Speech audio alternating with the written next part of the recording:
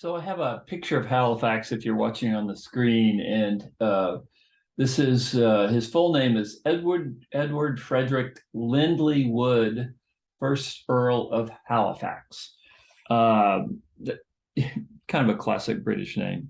Okay, so on May 24th, Halifax, in a meeting of the five-person war cabinet, announces that he has been talking to the Italian ambassador, and that he's trying to open up an avenue for possible negotiations with Hitler. And he said that we had to face the fact that it was not so much now a question of imposing a complete defeat upon Germany, but safeguarding the independence of our empire. We should naturally be prepared to consider any proposals which might lead to this, provided our liberty and independence were assured. If Churchill was satisfied with these matters vital to the independence of this country, would he be prepared to discuss such terms? So basically, what Halifax is saying to Churchill is, look, I've been talking to the Italians, and if they come back with an offer from Hitler that guarantees our safety, our liberty, our independence, that we will be able to live life the way we've lived it before, are you willing to talk to the Germans? Because, hey, we're getting our asses kicked, and Western Europe is getting their asses kicked. And it seems really stupid. He wouldn't put it like that, but he thought, why are we still fighting this thing? We're losing terribly. And Churchill, he can't go nuts on Halifax when when Halifax kind of blindsides him on May 24th with this proposal that through the Italian ambassador, the British start negotiating with Hitler. Churchill has to play his cards kind of close to the vest, because again, Halifax is a very, very powerful figure in Great Britain. And so what Churchill does instead of going after Halifax is he says, look, any talk of making some kind of fruitful peace with Germany is a complete fantasy. Hitler would never give good terms to the British. And just the mere act of talking to the Germans would so demoralize Great Britain that it would lose the war right there. Just talking or agreeing to talk to Hitler, that in itself would almost be a surrender.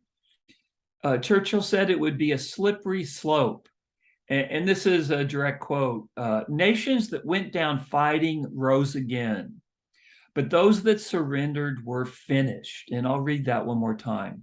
Nations that went down fighting rose again, but those that surrendered were finished.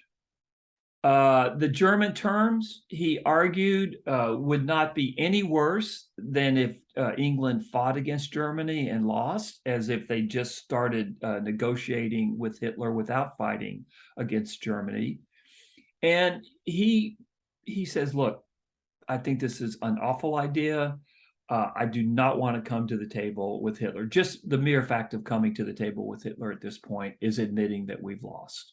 So we might as well fight. We might as well show our resolve, because the situation can't be any worse if we lose than if we just start parlaying with Hitler right now.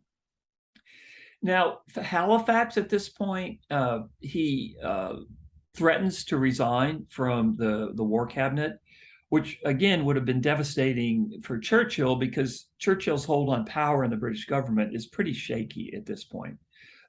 He's mistrusted by a lot of folks in the British Parliament and in the British public, and he's also not trusted by the King of England, Queen Elizabeth's father.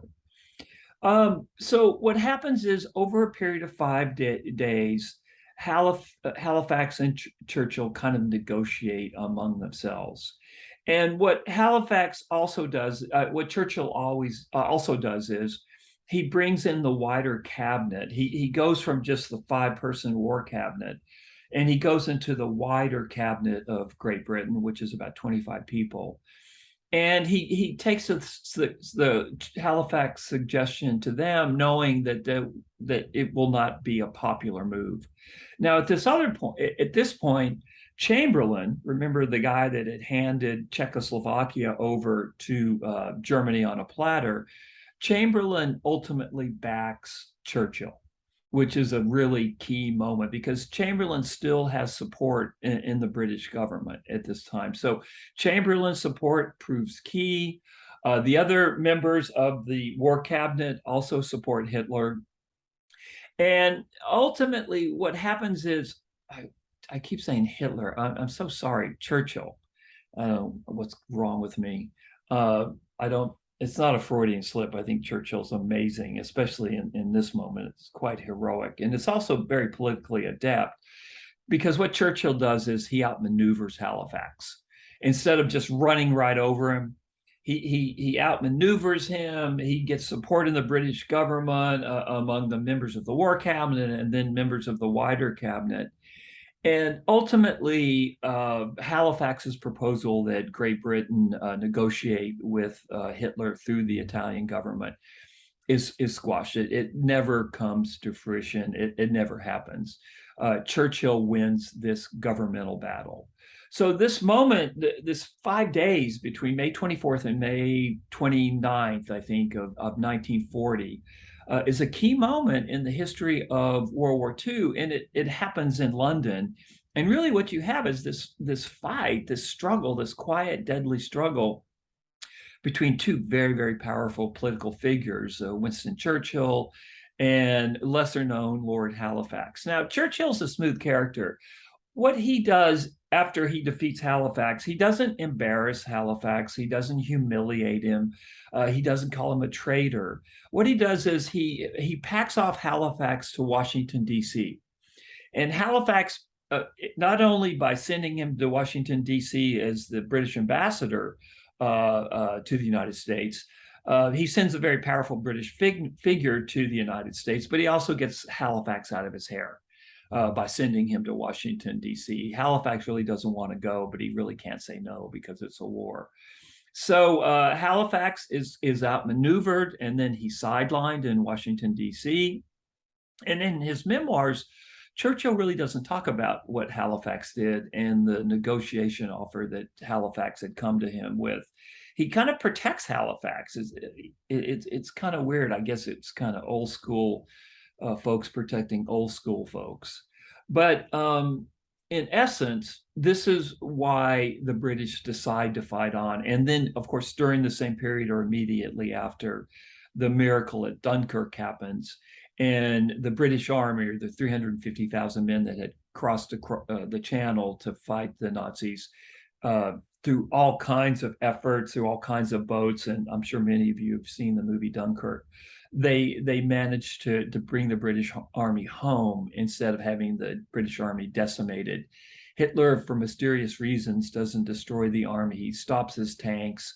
He just makes a horrible tactical decision. And Britain survives to fight another day. And really what that means is Britain survives to fight until the United States gets involved in the war.